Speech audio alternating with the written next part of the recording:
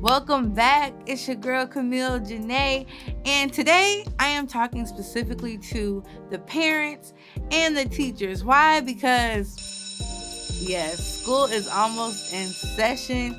I know we don't want to think about it for probably the teachers and things like that, but it's coming up quickly. And so before we get into everything that we're going to talk about today, make sure you hit the like button and subscribe for future videos because I am excited. And we're just going to be talking about relevant things on this channel, so you need to know when I'm posting a new one.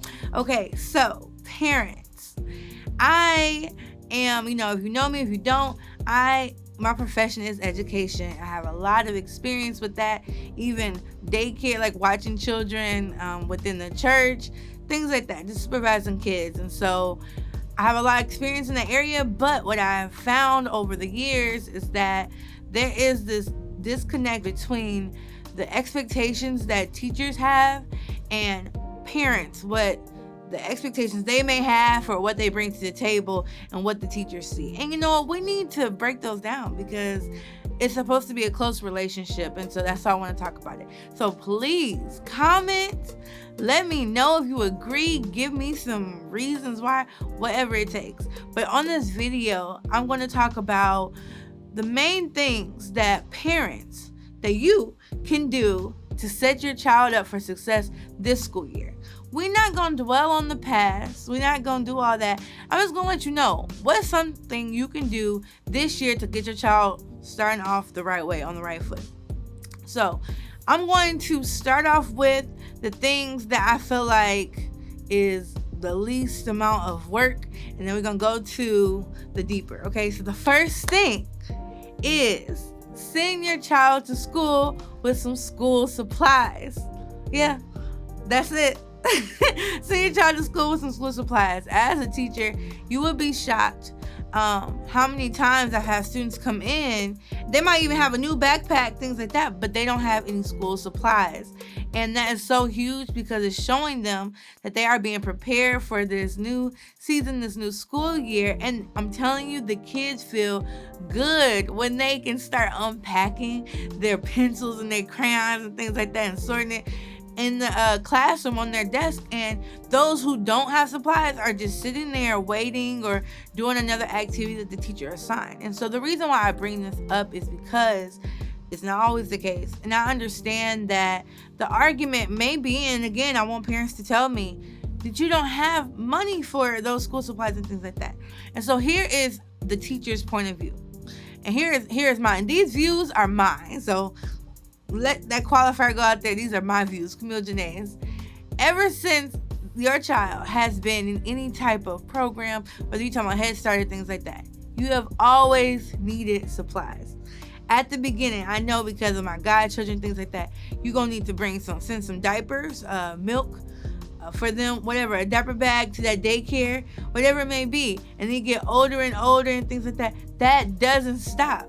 They need supplies. And so for my community and a lot of other communities I see a lot, when the school year is coming up, they have all type of giveaways for backpacks, school supplies. And so I'm wanting to know, like, parents, what is stopping us from doing these supplies and things? And if there was a reason in the past, I'm gonna say, guess what? You got some weeks now. Go ahead, make sure your kids got some supplies. So that's the first one. That's it. Second thing is, go and look at that school rule book that you signed off on when you registered your kids, and go over those school expectations with your son or daughter, or sons or daughter.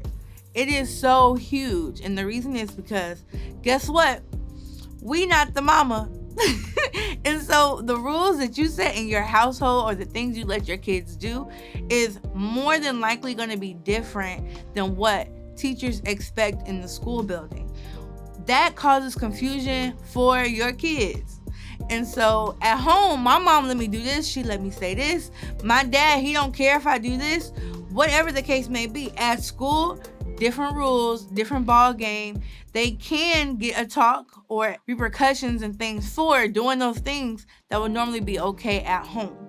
And so I would say to benefit yourself, so you're not getting those phone calls every day and things, and for the kids so they're not confused, have those conversations. So when you're at school, the expectation is this, this and this. And you can break it down into friendly steps so that they can get it. And so I don't want to hear, or I should not get a phone call from your teacher saying that you're not following this, because the fact is that the teacher is actually spending more time with your children during the school year than you are yourself. And so for that teacher to be able to have the authority to be able to command the classroom over your child and however many other students, it's going to be so helpful for them if you could really go over that book with them. A lot of kids don't ever even see the book. I know sometimes children have to sign a line, but they don't even see the expectations. The schools typically go over it at the beginning of the year. And then, you know, maybe after some breaks like Thanksgiving break, Christmas break. But other than that, kids forget. And so hearing it from you and knowing that you are on the same page as a teacher, mind-blowing. It makes a big difference. So those are the first two things. Those school supplies. Go over that rule book and the expectations for the school with your child. And the last one. Here's the last one. Now I know it's hard. Start a schedule. Start a daily schedule and routine for the household. That is so huge. So what I'm saying is, during the summer, they may be able to go to bed at 11. Once you get close around that school year, you know, some people do it already. They need to start going to bed at 9 or 9:30, things like that. Because you know your child more than we do. So you know how many hours of sleep they need. You know if in the morning you're not going to want to hear it and they don't want to wake up, and then what? They're late for school, things like that. If they eat breakfast at home. These are things that are simple in a way, but they will make a huge difference. So parents, I'm saying if you know that you can't cook dinner, but you plan ahead of time what's going to be for dinner and you have leftovers ready for them send out their clothes. These are all things that can help them be successful for the school year. Because they know, my parents aren't playing about school. I need to be ready when that bus comes or when it's time to get ready to go to school, however way I go. And so I think that by doing these simple 3 things, and we might have to do a second video, a part 2, because there are more, but I just want to start off with a few. The parents will be happier. The kids will be ready. They know the expectations. They're not getting calls about things that they feel their kids should know. And then the students will be happy because they feel more prepared and ready for each day. They're not all tired, having to learn. They don't feel like it. And then the teachers as well will feel like they have the support of the parents. So those are my 3 things. Parents, I want you to weigh in. I want you to let me know, like, is this doable?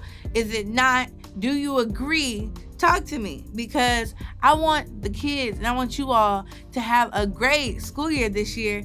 And so I think that these are helpful tips. Let me know. And don't forget, again, to like and subscribe to get more videos and get notifications. So see y'all next time.